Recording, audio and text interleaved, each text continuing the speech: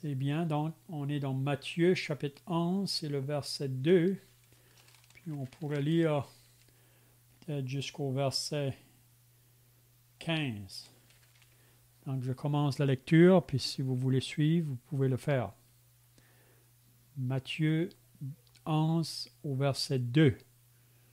Jean, ayant entendu parler dans sa prison des œuvres du Christ, lui fit dire par ses disciples, « Es-tu celui qui doit venir, ou devons-nous en attendre un autre? » Jésus leur répondit, « Allez, rapportez à Jean ce que vous entendez et ce que vous voyez.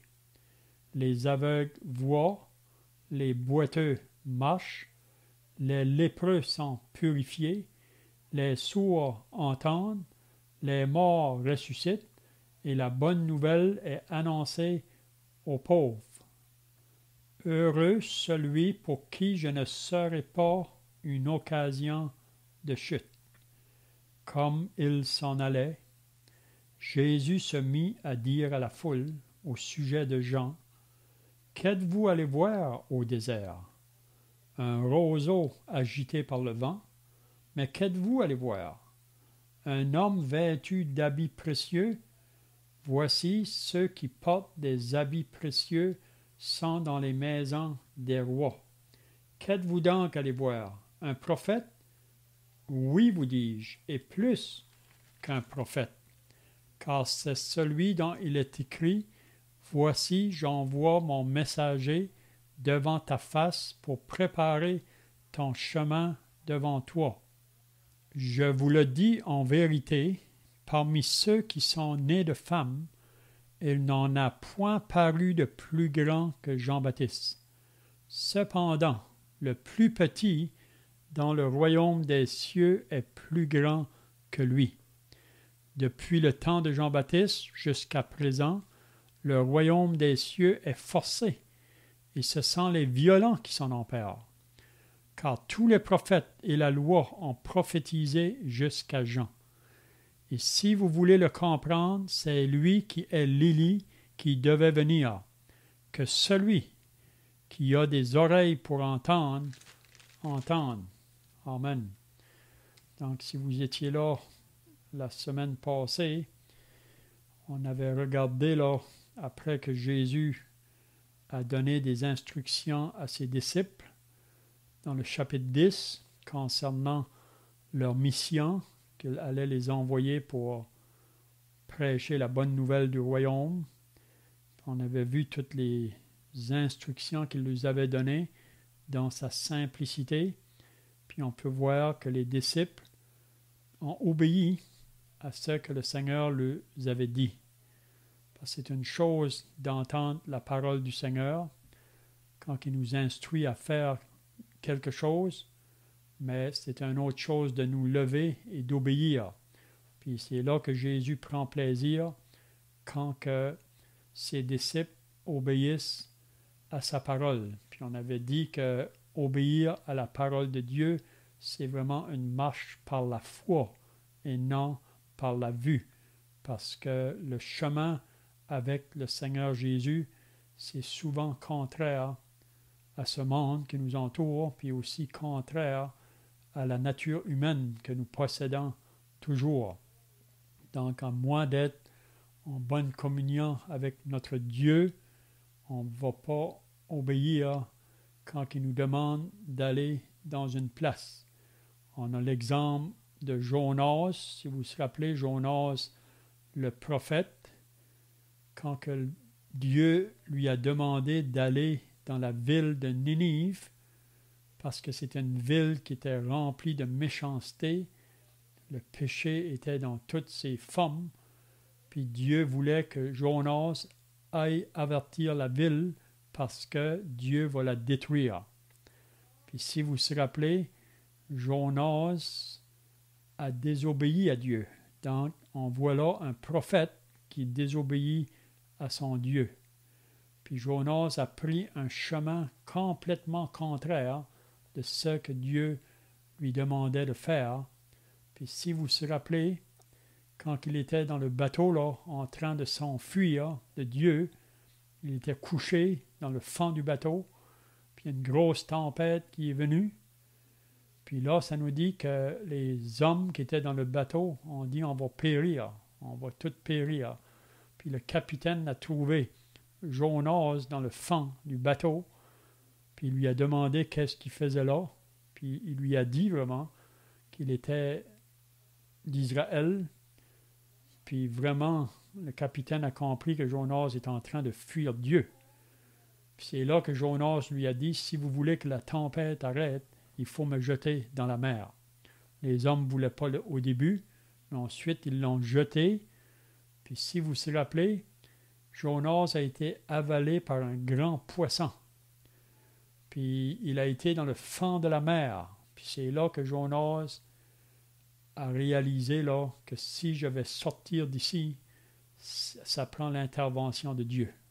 Il a dit le salut vient de l'Éternel. Il a prié Dieu dans le poisson. Si vous lisez ça, vous allez voir dans Jonas au chapitre 3. Puis ça nous dit que Dieu a dirigé le poisson puis a vomi Jonas sur la terre ferme. Puis Dieu lui a parlé pour la deuxième fois. Jonas, va à Ninive. Puis Jonas, cette fois-là, a obéi. Puis il a été dans la ville, puis il avait seulement un petit message. Il criait en marchant au travers de la ville, là, 40 jours et Ninive va être détruite. 40 jours et Ninive va être détruite. Puis ça nous dit que toute la ville s'est repentie après avoir entendu la prédication de Jonas. On dit que c'est le plus grand réveil qui a été fait dans l'histoire de l'humanité. Que toute une ville au-dessus de 120 000 habitants, juste par un court message, puis ils se sont repentis. Donc Jonas, en obéissant à Dieu, a apporté une ville à se repentir, puis ils ont tous été sauvés. Donc c'est pour ça que le Seigneur, encore aujourd'hui, il demande à ses disciples de faire connaître le message autour, parce que comment les gens vont-ils entendre s'il n'y a personne qui va leur annoncer? C'est ça que Paul dit dans l'Épître aux Romains au chapitre 10. Quels sont beaux les pieds de ceux qui annoncent la bonne nouvelle. Hein? Donc, les disciples, ils ont obéi. Mais là, ce soir, on est rendu avec Jean-Baptiste. Puis ça nous dit là que Jésus, après qu'il avait donné ses instructions à ses disciples, est parti de là pour enseigner et prêcher dans les villes du pays. Donc c'était ça le travail de Jésus pendant son ministère public. Il allait de place en place. Pour le monde autour, on pouvait dire qu'il perd son temps. Vous savez, encore aujourd'hui, quand on va visiter les gens, parfois ils nous disent « vous perdez votre temps ». Mais ils ne réalisent pas vraiment que le message que nous portons est un message qui peut changer leur destinée. Mais c'est seulement Dieu par son esprit qui peut réveiller les âmes. Nous, on peut simplement jeter la semence. Mais c'est ça que Jésus a fait. Puis Jésus, avant de partir au ciel, il a dit à ses disciples de faire la même chose. Il faut aller annoncer le message de la bonne nouvelle. Mais là, ça nous dit au verset 2 de Matthieu 11, Jean, ayant entendu parler dans sa prison des œuvres du Christ, lui fit dire par ses disciples. Donc ici, Jean, c'est-à-dire Jean-Baptiste, est dans sa prison. Pourquoi que Jean-Baptiste est dans la prison? Peut-être vous pouvez vous demander cette question-là. Pourtant, Jean-Baptiste est un grand prophète. Même Jésus a dit qu'il était plus qu'un prophète. Puis la raison, c'est parce qu'il avait un grand ministère. Jean-Baptiste avait été annoncé par Ésaïe le prophète, que c'est lui qui allait venir avant Jésus pour préparer le chemin du Seigneur. C'est lui qui allait être la voix, qui allait crier dans le désert. Repentez-vous et croyez à la bonne nouvelle. On sait que Jean, sa vie là, pour son service, a été formé dans le désert. Jean a vécu une partie de sa vie dans le désert. Ça nous dit qu'il mangeait des sauterelles, du miel sauvage. Il avait un vêtement de chameau autour de lui, un vêtement, un homme très simple. Il y avait seulement un message, il faut se repentir, il faut changer de vie. Mais là, ici, Jean est maintenant dans la prison. Pourquoi que Jean est dans la prison? Bien, si on va arriver bientôt là, dans Matthieu au chapitre 14, il nous dit la raison pourquoi que Jean était en prison. Jean est en prison parce qu'il annonce la vérité. Puis la vérité, souvent, quand on l'annonce, ça peut nous amener beaucoup de persécutions, de l'opposition, de la moquerie, du rejet, parce que la vérité révèle le cœur des hommes. Puis Jean, il disait au roi Hérode, Hérode vivait dans le péché, il vivait dans l'adultère, il vivait avec la femme de son frère. Puis Jean disait, Hérode, ce n'est pas bien de vivre de cette manière-là, parce que tu vis contraire à la loi de Dieu, ou au commandement de Dieu. Puis qu'est-ce que Hérode a fait avec Hérodiade, la femme qui vivait avec? Ils ont jeté Jean dans la prison, parce qu'ils ne veulent plus l'entendre. Vous savez, c'est une chose, si on ne veut plus entendre le prophète ou le serviteur de Dieu, donc on le met à part, on le rejette. Donc Jean est dans la prison, puis on ne dira pas toute l'histoire, on va voir ça dans le chapitre 14, là. Mais ici, quand Jean est en prison, c'est comme si que Jean, il y a des doutes qui viennent dans ses pensées. Pourtant, c'est lui, quand il a vu Jésus, qui a pu dire « Voici l'agneau de Dieu qui ôte le péché du monde ». Mais là, Jean se trouve dans la prison. Pourquoi en prison? Est-ce que celui que j'annonce est réellement le Messie? Hey? Vous savez, on peut arriver dans des temps comme ça, parfois dans nos vies, même comme chrétiens, dans des temps de doute, parce que les circonstances amènent sur nous des temps difficiles ou des épreuves, puis on se demande, est-ce que vraiment Jésus est là? Est-ce qu'il nous entend? Hey? Donc ici, Jean a envoyé ses disciples pour demander à Jésus, le verset 3, « Es-tu celui qui doit venir ou devons-nous en attendre un autre? » Donc c'est ça la question que Jean demande. Est-ce que c'est toi, Jésus, qui doit venir? Est-ce que c'est toi le Messie promis ou devons-nous en attendre un autre?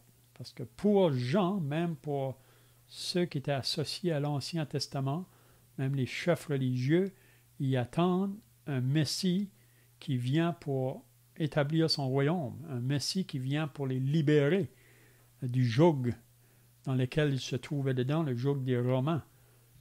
Ils ne peuvent pas comprendre un Messie qui vient pour mourir. Pourtant, les prophètes l'avaient annoncé que Jésus allait venir pour mourir. Donc, Jean ici, « Es-tu celui qui doit venir ou devons-nous en attendre un autre? » Mais là, qu'est-ce que Jésus va dire? Jésus va dire à ses disciples, « Allez, rapportez à Jean ce que vous entendez et ce que vous voyez. » Donc, Jésus dit, « Allez dire à Jean, qu'est-ce que vous entendez? » Donc, les enseignements que Jésus apportait concernant le royaume des cieux. Même Jésus qui disait, « Heureux les pauvres en esprit, car le royaume des cieux est à eux. Heureux les affligés, car ils seront consolés. » On sait que Jean, dans ce moment ici, était affligé dans sa prison. Mais il dit, « Allez, rapportez à Jean ce que vous entendez et ce que vous voyez. » Les aveugles voient. Donc Jésus était celui qui donnait la vue aux aveugles. Des aveugles qui étaient nés aveugles, Jésus leur a donné la vue. Ensuite, les boiteux marchent. Jésus est arrivé à la piscine, là, dans Jean au chapitre 5, la piscine de Bethesda. Puis ça nous dit là qu'il y avait un homme paralytique qui était là depuis 38 ans. Puis ça nous dit qu'à chaque fois que l'eau de la piscine était agitée, si celui qui se jetait dans l'eau le premier était guéri, mais lui, ça fait 38 ans qu'il était là. Puis beaucoup de fois, il voulait aller, mais c'est les autres qui passent en avant de lui. Puis vous vous rappelez, quand Jésus est arrivé là, il lui a dit, « Veux-tu être guéri? Veux-tu être guéri? » C'est comme si Jésus nous dirait, « Veux-tu être sauvé? » Donc, ce jour-là, le paralytique a été guéri. Puis Jésus a dit, « Prends ton lit, lève-toi et marche. » Donc, Jésus pouvait guérir les boiteux. Les lépreux sont purifiés. Vous vous rappelez, quand Jésus descendait de la montagne, dans Matthieu chapitre 8, un lépreux s'est approché de lui. Vous savez que le lépreux ne devait pas s'approcher des gens, parce que c'est une maladie contagieuse. C'est un peu comme le virus aujourd'hui. Le lépreux devait se tenir à l'écart, loin de sa famille, loin de la ville. Il devait vivre dans le désert. Mais là, quand il a entendu parler de Jésus, il n'a pas perdu l'occasion. Jésus passe. Pour lui, il croyait que Jésus pouvait le guérir. Il s'est approché, il a dit, « Si tu le veux, tu peux me rendre pur. » Puis Jésus a dit, « Je le veux, sois pur. » À l'instant même, il a été purifié. La lèpre est souvent comparée au péché. Le péché vraiment nous empêche d'entrer dans le ciel. À moins que nos péchés soient lavés, pardonnés, on ne peut pas entrer dans le ciel. Mais Jésus peut nous purifier de tout péché. Il peut nous laver, nous rendre blancs comme la neige. Donc, les sourds entendent. Il a fait entendre les sourds. Les morts ressuscitent. Vous vous rappelez quand Jésus était devant le tombeau de Lazare. Ça fait 4 jours que Lazare était mort. Puis Jésus a crié, après qu'il a prié son Dieu, là, Lazare sort. Puis ça nous dit que Lazare est sorti du tombeau. Il était lié de bandes. Puis il a dit aux personnes qui étaient là, déliez-le. Vous pouvez vous imaginer la joie que les sœurs de Lazare ont ressenti ce jour-là, Marthe et Marie, de voir leur frère qui était mort, mais maintenant ressuscité. Donc on peut s'imaginer la joie. Donc aujourd'hui, il y a beaucoup de gens qui sont dans le deuil, qui sont tristes, même ce soir. Peut-être qu'ils ont perdu un papa, peut-être qu'ils ont perdu une maman, ou un frère, une sœur. La semaine passée ici, une jeune fille de 8 ans a été frappée par une voiture. Elle est morte sur le coup. Vous pouvez vous imaginer la tristesse dans le cœur des parents. Donc, Jésus a ressuscité les morts. Puis un jour, il va ressusciter tous les morts. On lit dans Jean au chapitre 5, et le verset 28, 29, il dit « Ne vous étonnez pas de cela, car l'heure vient où tous ceux qui sont dans les sépulcres ou dans les tombeaux entendront sa voix. Les uns ressusciteront pour la vie éternelle, les autres ressusciteront pour le jugement éternel. » Donc ceux qui auront cru en lui pendant leur vivant, ils vont ressusciter pour aller dans la vie éternelle, rejoindre leur âme. Mais ceux qui meurent sans avoir cru en Jésus, ils ressuscitent pour le jugement, pour être jetés dans l'étang de feu et de soufre qui a été préparé pour le diable et ses anges. Donc ici, Jésus veut que les disciples aillent dire ça à Jean. Puis qu'est-ce qu'il dit après au verset 6?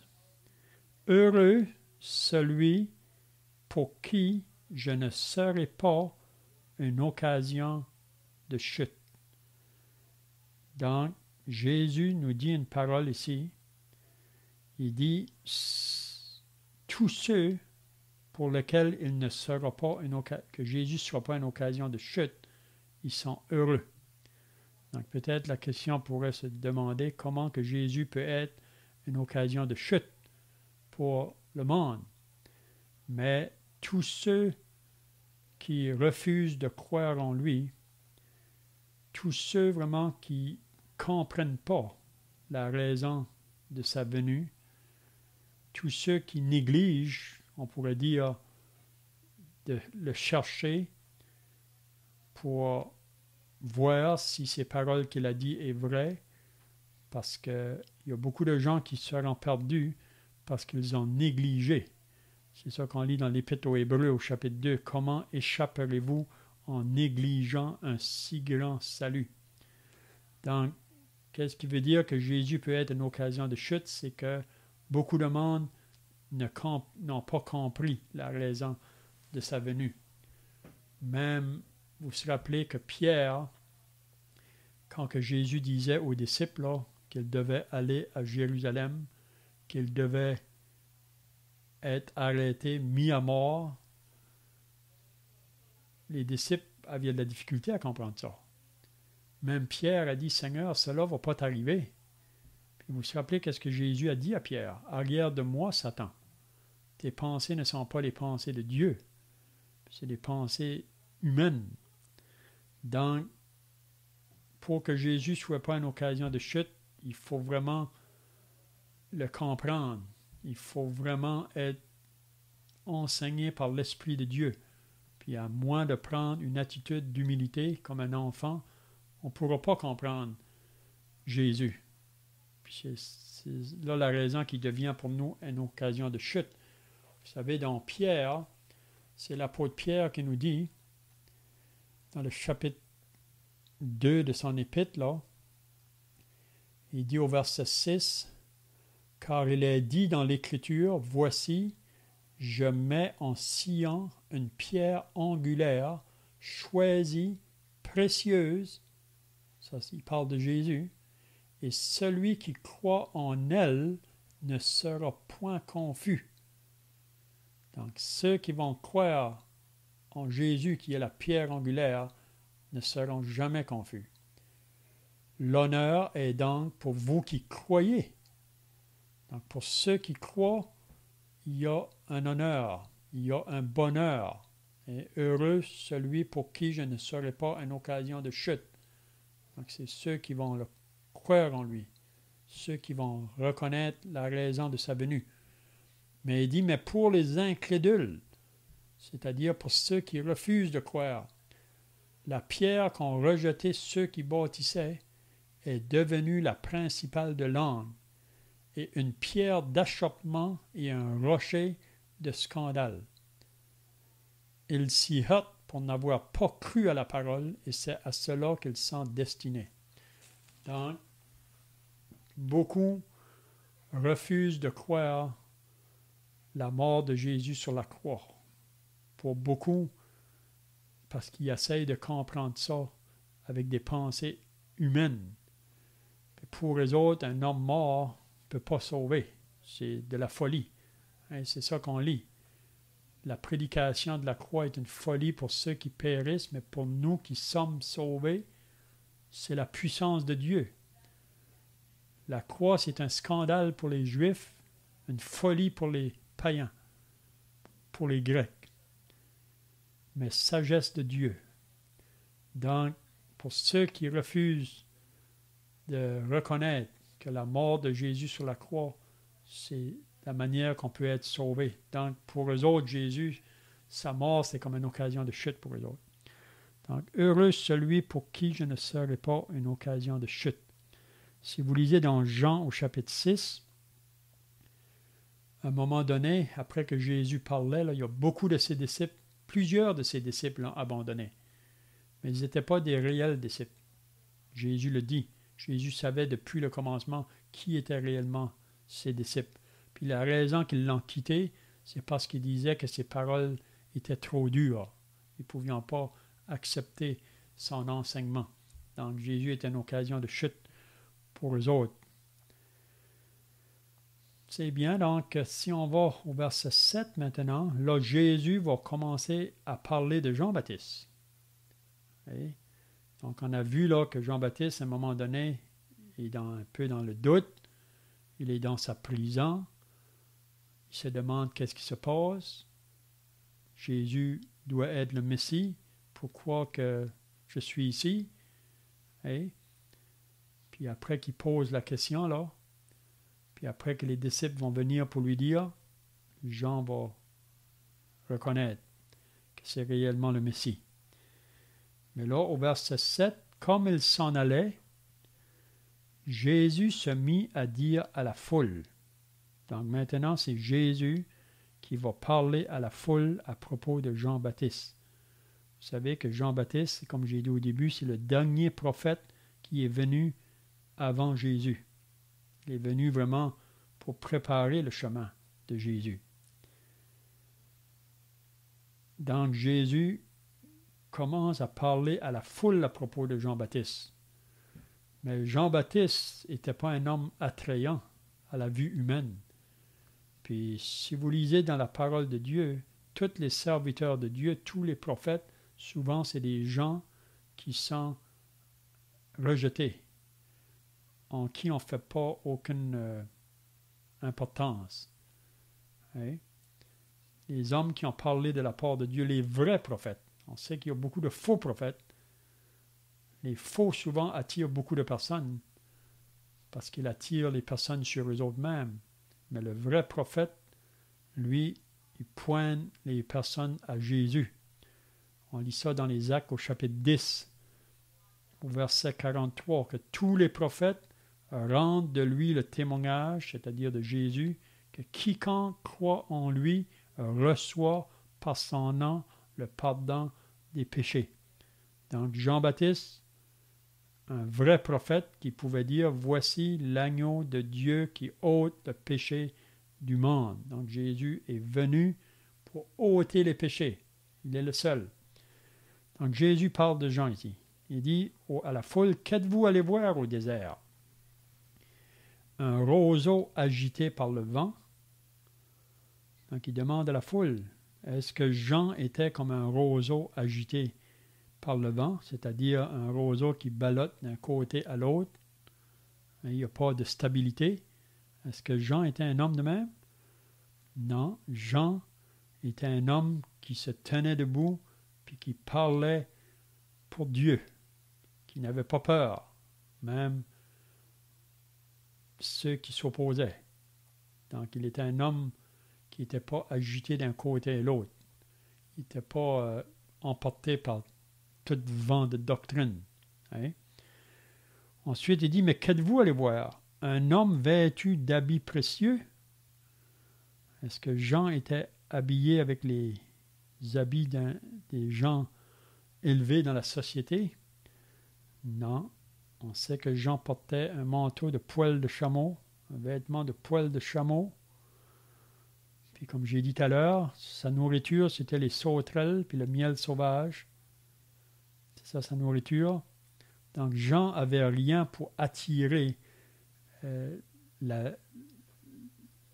l'homme, les yeux de la nature humaine. Il est venu de Dieu, puis à moins qu'on cherche réellement Dieu dans la sincérité, on ne va pas reconnaître Jean-Baptiste. Mais il était réellement un envoyé de Dieu. Même on lit ça dans Jean au chapitre 1. Un homme envoyé de Dieu. Mais pour le monde, Jean était un homme de rien vraiment. Il n'y avait pas d'attirance. Puis même Jésus, si vous lisez à propos de Jésus dans Ésaïe 52 à la fin, là, au 53, ça dit qu'il n'avait ni beauté ni éclat pour attirer nos regards. Et son aspect n'avait rien pour nous plaire. Aujourd'hui, on a décrit Jésus comme un homme qui est très attrayant, un beau personnage, mais vraiment, selon la parole de Dieu, Jésus est un homme très simple, rien pour attirer. C'est pour ça que les gens le rejetaient, comme Jean-Baptiste. Mais il dit, un homme vêtu d'habits précieux, voici ceux qui portent des habits précieux sont dans les maisons des rois. Qu'êtes-vous donc allé voir? Donc Jésus demande à la foule, qu'est-ce que vous avez été voir? Un prophète? Oui, vous dis-je, et plus qu'un prophète. Donc Jésus dit de lui qu'il était plus qu'un prophète. Puis la raison, c'est comme j'ai dit tout à l'heure, c'est à cause de la grandeur de son ministère. Puis le ministère de Jean a été très court. Quand il a commencé son ministère, il a vécu peut-être 6 mois plus tard. Son ministère a été environ 6 mois. Donc Jésus dit, car c'est celui dont il est écrit, voici, j'envoie mon messager devant ta face pour préparer ton chemin devant toi. Donc Jean était celui qui a été annoncé par le prophète Isaïe qu'il allait venir pour annoncer Jésus. Il allait être la voix de celui qui crie dans le désert. Puis son message était « Repentez-vous, repentez-vous ». Il faut la repentance, il faut un changement de vie pour s'approcher de Dieu. On ne peut pas s'approcher de Dieu avec le péché. Même Jean-Baptiste disait aux chefs religieux de ce temps-là, « Produisez donc du fruit digne de la repentance. » Oui, parce qu'ils venaient, mais Jean reconnaissait qu'ils n'étaient pas sincères, honnêtes. Donc, on va terminer avec le verset 11. Jésus dit, « Je vous le dis en vérité. » Donc, c'est les paroles de Jésus ici. Il ne faut pas douter ces paroles. Il dit, « Parmi ceux qui sont nés de femmes, donc tous ceux qui sont nés dans ce monde, depuis le début jusqu'à maintenant, ou jusqu'au temps de Jean, puis juste tous ceux qui vont venir par la suite, on pourrait dire, il n'en est point paru de plus grand que Jean-Baptiste.